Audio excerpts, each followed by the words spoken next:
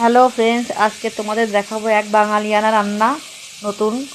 আমি এটা কোনো দিনই খাইনি, দেখেছি অনেক দিন ধরে অনেকে খায়। আজকে আমার খুব ইচ্ছা হলো, তাই আমি রান্না করলাম। ইলিশ মাছ দিয়ে ছোট কচুর গাঠি।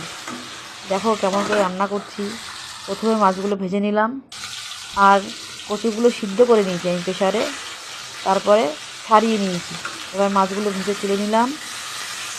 দেখো মাছগুলো ভেজে, মাছগুলো বেশি ভাজবো না, তাহলে ঠিক টেস্ট হয় না। এবার দিলাম সাদা জিরে, আর দেবো তেজপাতা একটা। একদম সামান্য তেলে সামান্য মশলায় রান্না হবে। শিলে বাটা মশলাই দিয়েছি, কোনো গুঁড়ো মশলা দিইনি। এবার লবণ দিলাম, ভালো করে নেড়ে চেড়ে কষিয়ে নেব। কষিয়ে নিয়ে এবার সিদ্ধ হয়ে যেহেতু আগে, ওই জন্য জল দেবো অল্প, শুধু মাছটা সিদ্ধ হবে এরকম জলই দেবো। জল দিলাম। এবারে ফুটে যাওয়ার আগেই মাছটা দেবো, কারণ সিদ্ধ কচু, মাছটা তো ভালো সিদ্ধ হয়নি। তাই তোমরা দেখো রেডি হয়ে গেছে গরম গরম কচু দিয়ে ইলিশ মাছ।